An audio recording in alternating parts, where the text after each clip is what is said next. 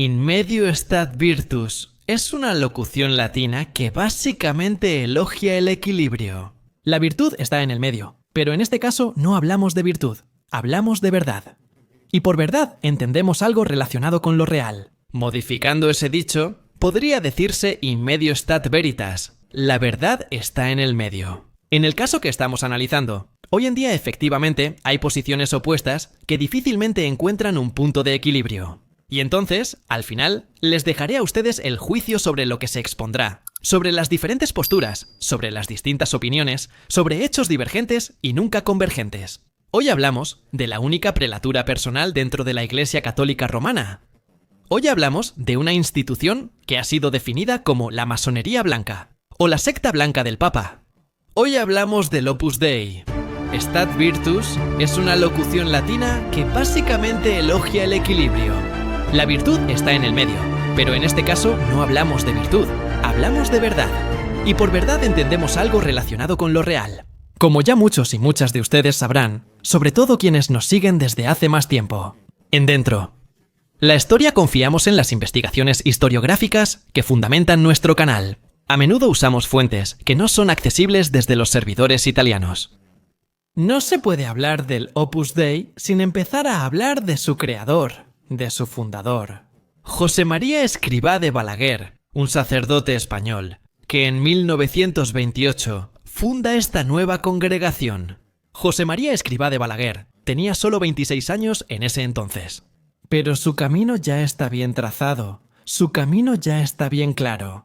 La España de principios del siglo XX es un país aún muy atrasado. Es un país desgarrado por las luchas sociales. Es un país que salió de la guerra hispano-estadounidense de 1898-1902 profundamente desilusionado. Es un país en el que la monarquía, al menos en los primeros años del siglo XX, todavía tiene un gran poder, pero le cuesta afirmar ese poder. Es un poder que se apoya en dos pilares: la nobleza terrateniente y la Iglesia Católica, que también posee grandes riquezas. Luego está la masa, el pueblo, especialmente el campesino. España es un país muy agrario. De estos trastornos, de estos problemas sociales y no solo, surgirá luego la revolución que llevará a la expulsión del rey Alfonso y a la creación de la República Española. Pero de esto ya hablamos en la miniserie dedicada a la Guerra Civil Española, que los invito a volver a ver en nuestro canal. Sigamos con la sociedad española. Inicio. Como hemos dicho, la sociedad retrógrada es una sociedad aún anclada a un pasado feudal. Es una sociedad en la que el clero católico todavía tiene una fortísima influencia sobre la población. Es en este ambiente donde crece José María Escrivá de Balaguer. Crece en una familia profundamente católica, en Huesca, España, y en esta familia. De esta familia obtiene el consentimiento para entrar al seminario y posteriormente para recibir la ordenación sacerdotal, que ocurre el 20 de diciembre de 1924. A los 22 años, el joven Escrivá de Balaguer estudia teología y se establece en Zaragoza, uno de los centros clave de la espiritualidad católica en España. Pero es en Madrid donde Escrivá de Balaguer da los primeros pasos concretos hacia lo que será la construcción del Opus Dei. En la capital ibérica, el fundador del Opus va a estudiar Derecho en la Universidad Central. Lo hace porque necesita crecer en su propio camino y no ser simplemente un cura de pueblo. Pero también para tener la posibilidad de mejorar su posición en la jerarquía y hacer carrera dentro de la institución, especialmente en la formación de los jóvenes. Y es precisamente en Madrid donde, según las biografías, Escrivá de Balaguer tendría la iluminación, que llegó durante un rito de oración para crear, el 2 de octubre de 1928, el Opus Dei. Años después, estalla la revolución, cae la monarquía, inicia la república, y con ella surgen problemas para Escrivá de Balaguer. Problemas, porque no solo la República Española se propone como un modelo de Estado laico. Por lo tanto, desvinculado de los viejos restos feudales y monárquicos que tejían fuertes lazos con el catolicismo y, sobre todo, con las instituciones religiosas. Problemas porque los movimientos sindicales, los movimientos campesinos, piden la expropiación de las tierras propiedad del clero, asaltan los monasterios, se toman una revancha que esperaban desde hace siglos, siglos y siglos, de vejaciones que son pagadas con una temporada de violencia. Hay que decir algo sobre Escrivá, como su familia, como buena parte del clero católico de la época. Su credo político es firmemente conservador. Incluso algo más, tal vez incluso algo de nacionalista. Claro, otros de sus colaboradores después dirán que no es absolutamente cierto que Escrivá de Balaguer rehuía el franquismo, el nazismo, como se decía al principio. ¿Dónde está la verdad? Quizás esté en el medio. Porque por un lado están las acusaciones de haber apoyado a los franquistas en el momento del pronunciamiento, en julio de 1936, de haber bendecido, junto con otros sacerdotes, a las tropas del caudillo. Francisco Franco, de haberse escapado varias veces de ser capturado por la Guardia Republicana, incluso disfrazándose de mujer. Y por otro lado, están las palabras de los sucesores de Escrivá al frente del Opus, empezando por Álvaro del Portillo, que califican todo como mentiras, difamaciones. Dicen que Escrivá habría condenado a Hitler, que habría condenado el fascismo. Pero, ¿dónde está la verdad? La verdad, si miramos la historia, es doble. Veamos el Opus Dei, que se consolida lentamente en España. Claro, los días, los meses, los años de la Guerra Civil son muy difíciles para todos. Y no es nada sorprendente que en ese periodo la obra, como se le llama de manera informal, crezca muy poco. El crecimiento aparece desde mediados de los años 40. Es el periodo en el que el régimen franquista, a través de su propia policía política, redacta informes sobre la obra, fuertemente críticos. Algunos miembros son arrestados y luego liberados. ¿Por qué la policía franquista hace esto? Simplemente porque es una dictadura y una dictadura. Todo lo que no está bajo el control directo del dictador y de sus subordinados de confianza es sospechoso y puede ser riesgoso. Pero también hay que decir que en pocos años, hasta 8 miembros del Opus Dei llegarán a formar parte de los gabinetes de gobierno de Franco y sus colaboradores. Algunos de estos técnicos estarán entre los impulsores del llamado Milagro Económico Español de los años 60, periodo próspero impulsado por comercio exterior y pedidos industriales. Entonces, vuelvo a esa pregunta. ¿Dónde está la verdad? ¿El Opus era antifranquista o apoyó al franquismo? O quizá la verdad está en el medio. Es decir, que al principio el Opus era visto con sospecha por el régimen, pero luego el mismo régimen entendió que había una afinidad entre él y los fines del Opus, y entonces se sirvió de él, y a su vez la obra se sirvió del régimen franquista. Quizá esta sea la opinión más correcta entre los dos polos extremos. Como se decía, quizá debamos buscar la verdad. Pero volvamos a Escrivá, que se va de España, sufre, se dice que de epilepsia, seguramente sufre de malestares, se traslada a Italia para luego regresar a España. En el periodo italiano, Escrivá da a conocer la obra al pontífice. Entonces Pío XII quien, al observar la estructura del Opus Dei, queda fascinado y autoriza oficialmente su expansión. Incluso nombra al propio Escrivá como prelado doméstico honorario del Papa, para así conferirle el título de Monseñor. Ese título no debe subestimarse, porque gracias al título de Monseñor, Escrivá puede moverse con mucha más libertad y ser aceptado más fácilmente, tanto por las autoridades religiosas como por las civiles. El Opus. Llegamos a su estructura. ¿Qué es el Opus? Básicamente es una congregación, pero es una congregación que tiene muy pocos miembros consagrados, es decir, religiosos, en proporción, y muchísimos laicos. Aproximadamente, el 30% de estos laicos son célibes y el resto casados. Casi todos mantienen en secreto su afiliación. Durante mucho tiempo, ni siquiera los distintos miembros del Opus se conocían entre sí. Luego, poco a poco, también debido a leyes específicas que prohibían las asociaciones secretas, especialmente en Italia, la doctrina interna tuvo que evolucionar. Hoy en día, un miembro del Opus puede revelarse al público sin problema, pero no puede revelar el nombre de otros miembros que conoce. Es una cuestión de privacidad, de confidencialidad, pero detrás de esta discreción se esconden asuntos que aún hoy generan preguntas importantes. Empecemos por estas preguntas, entonces. ¿Por qué el Opus Dei, a lo largo de casi un siglo de existencia, ha vivido tantas controversias y ha visto tantas cosas? Y se le han cuestionado más de un problema. Uno de estos tiene que ver con la oposición histórica a los jesuitas, como si fueran dos polos opuestos de la Iglesia Católica. Piensen, el Papa moderno Francisco es un jesuita, el primer jesuita en ser nombrado vicario de Cristo, sucesor de Pedro, y en portar el anillo del pescador. Sin embargo, durante mucho tiempo, los miembros de la Compañía de Jesús, que surgieron después de la Contrarreforma, y los del Opus se miraron con recelo mutuo, como si uno invadiera el terreno del otro. No tanto en cuestiones de mera teología, sino en las formas de abordar tanto la vida eclesiástica como, sobre todo, la vida pública. Luego hay otra cuestión que da que pensar. ¿Cómo se lleva a cabo el reclutamiento para el Opus Dei? Claro, no existen oficinas de reclutamiento público. No vemos a los numerarios del Opus por las calles, como los mormones que viajan en pareja, siempre vestidos igual, tratando de transmitir la palabra del mormón. No, en este caso el reclutamiento del Opus ocurre de manera sutil. Alguien incluso ha escrito que es de manera sectaria. Y aquí vuelve el enfrentamiento con los jesuitas. Justamente el jesuita padre James Martin escribió que el Opus Dei pone gran énfasis en el reclutamiento. Según Martin, el mismo escribá les habría dicho a los suyos: deben matarse por el proselitismo.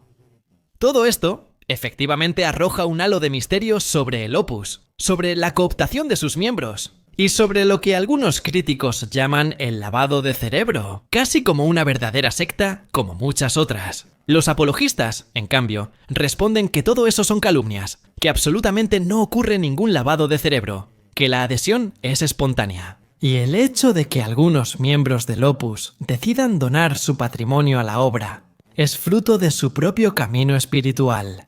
Luego estaba esta política, porque el Opus Dei, sobre todo en los años 70, apoyó en Sudamérica las peores dictaduras. La dictadura chilena, la dictadura argentina, la dictadura brasileña, la de Paraguay. En todas partes había hombres del Opus, no tanto dentro de las filas militares, sino más bien en las administraciones civiles o dentro del clero, que, en silencio o a veces con gestos llamativos, apoyaba a las dictaduras. Desde este punto de vista, se podría recordar, precisamente, que Escrivá provenía de una sociedad oscurantista y conservadora, que él mismo se había enfrentado a las fuerzas republicanas en España. Y en fin, su doctrina y su predicación estaban fuertemente marcadas por el anticomunismo. Pero cuando uno se detiene en la doctrina, ¿dónde se detiene en la doctrina? ¿Y en qué punto todo eso se convierte en positivismo? ¿Se convierte en práctica secular? Esta es la pregunta que muchos se hacen. ¿Hasta dónde? El Opus Dei, con sus políticas, con sus ideas, puede avanzar sin entrar en conflicto con la vida cotidiana, sobre todo con la política de los estados. O, peor, con las críticas que se hacen a las dictaduras represivas. Este es un tema que se debate a menudo, pero que no encuentra una definición absoluta. Porque si existen las críticas, por otro lado, la respuesta a esas críticas es exclusivamente apologética. Se habla de un escribá absolutamente contrario a las dictaduras. Al menos así se habría pronunciado, según sus colaboradores. Pero no hay rastro de todo esto. Luego está el aspecto de la prelatura personal. En 1982, el Papa Juan Pablo II Karol Wojtyła concede al Opus Dei convertirse en una prelatura personal, la única actualmente existente dentro de la Iglesia Católica Romana. En la prelatura personal, perdón por el juego de palabras. El eclesiástico no responde al pontífice, responde al prelado que guía la congregación. Por lo tanto, es parte de la Iglesia Católica, pero con jerarquía independiente.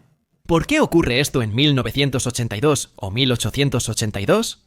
Debemos retroceder un poco. Tenemos que regresar a finales de los años 60, cuando otro pontífice, Pablo VI, rechaza la primera solicitud del Opus Dei de convertirse en una prelatura personal. Según algunos historiadores y algunos periodistas, nunca hubo buena relación entre Escrivá y Montini, Pablo VI. Nunca hubo simpatía entre los dos. Montini sí, había sido secretario de Pío XII, pero quiso seguir adelante con el enfoque más abierto, secular y menos tradicionalista, impulsado por Juan XXIII. Escrivá se posicionaba de una manera completamente diferente, mucho más decidido, mucho más tradicionalista, mucho más conservador. Según algunos periodistas, al término del cónclave que eligió al Papa Pablo VI, el mismo Escrivá habría exclamado: «¡Que sea maldito quien haya votado en el cónclave por Montini!». Es una afirmación que ha sido reiterada en algunas publicaciones, desmentida por otras publicaciones. Y volvemos siempre al mismo tema. ¿Dónde está la verdad? La verdad, en este caso, tiene que ver con el rechazo de Paolo VI a nombrar el opus como prelatura personal y la aceptación por parte de Juan Pablo II. En 1982, 7 años después de la muerte de Escrivá, 4 años después de la muerte de Pablo VI. ¿Por qué no en el 82? Piénsenlo un momento. Un año antes, en 1981, Juan Pablo II sufre el famoso atentado en la Plaza de San Pedro por parte de Ali Achca. Es algo sumamente turbulento, impactante. Un hombre armado que, en el corazón de la cristiandad, atenta contra la vida del vicario de Cristo. No nos detengamos en este caso en la evolución del suceso, en la relación que después unirá a Wojtyła con su atacante, en las visitas a la cárcel. Quedémonos, en cambio, con Wojtyła, herido. Y no solo herido, sino extremadamente desilusionado. Porque en ese periodo la seguridad, además de la logística del Papa, está a cargo de un colaborador cercano suyo, que ya hemos conocido, Paul Casimir Marcinkus. Sí, él, el presidente del Instituto para las Obras de Religión. Instituto para las Obras de Religión. Además de ser banquero, también se encarga de organizar los viajes del Papa y de coordinar su seguridad. Es un hombre orquesta, pero el hecho de que alguien haya intentado atentar contra la vida de Wojtyła conmociona los ambientes vaticanos. Y lo conmociona tanto internamente que provoca un verdadero terremoto. También a nivel de alianzas y rivalidades, no es un misterio que en los primeros años del pontificado de Wojtyła haya varios trastornos. No se quieren mutuamente Marcinkus y el cardenal Casaroli, secretario de Estado. No se quieren Casaroli y los obispos del Opus. El Opus se mete en esta apertura, aprovechando también el atentado al Papa, para promover una imagen de mayor seguridad en beneficio del propio Vaticano. Y es precisamente dentro de esta imagen de seguridad donde ocurre otro shock, el del colapso del Banco Ambrosiano. Es ahí donde el Opus interviene nuevamente para envolver al pontífice en un manto de tranquilidad, mientras afuera hay una tormenta. Según los biógrafos de Wojtyła, fue precisamente gracias a ese manto de tranquilidad que el pontífice retomó completamente sus funciones. Al final, decidió recompensar al Opus con ese tan anhelado favor personal, algo que hizo que la obra se volviera poderosísima dentro de la Iglesia Católica. Es algo que no tiene precedentes y que hasta hoy no tiene igual. ¿Qué conocemos hoy del Opus? Conocemos sus cifras, son alrededor de 100.000 los miembros en varios niveles, un poco en todo el mundo. Están concentrados principalmente en Europa y en Norteamérica. Son hombres, pero también mujeres, estamos hablando de laicos. Llevan una vida completamente normal, hasta cierto punto. Pero luego dedican su compromiso, sus recursos físicos y mentales, y a veces incluso sus bienes, sus posesiones, a la filosofía del Opus, una filosofía que exige la absoluta sumisión a la prelatura, pero también a las ideas, y que a veces requiere incluso sacrificios. Por ejemplo, ha causado revuelo la noticia de que los miembros del Lotus utilizan algunos instrumentos de autoflagelación de origen medieval. Uno de estos, muy temido, es el cilicio, esa especie de pequeña cadena metálica con ganchos, con puntas hacia adentro, que se usa en el brazo o en la pierna, y que penetra en la carne, provocando un dolor profundo. Durante mucho tiempo, se dijo que lo del cilicio era solo un rumor, que era una tontería, o incluso una difamación. Hasta que algunos miembros del Opus admitieron efectivamente haberlo usado una o más veces, o incluso de manera continua. Otros, en cambio, afirmaron haberse flagelado con la llamada disciplina, un látigo de cuerda. Son humillaciones corporales que recuerdan la Edad Media, cuando se creía que los pecados se expiaban con heridas autoinfligidas. Y aquí surge otra pregunta. ¿Hasta dónde puede llegar la fe religiosa y dónde empieza, en cambio, el adoctrinamiento? O, peor aún, ese intento de someter las mentes hasta el punto de volverlas tan dóciles que lleguen a infligirse dolor a sus propios cuerpos. Por supuesto, estos miembros del Opus, que confesaron utilizar estos instrumentos de mortificación de la carne, dijeron que siempre lo hicieron de manera consciente, autónoma y voluntaria.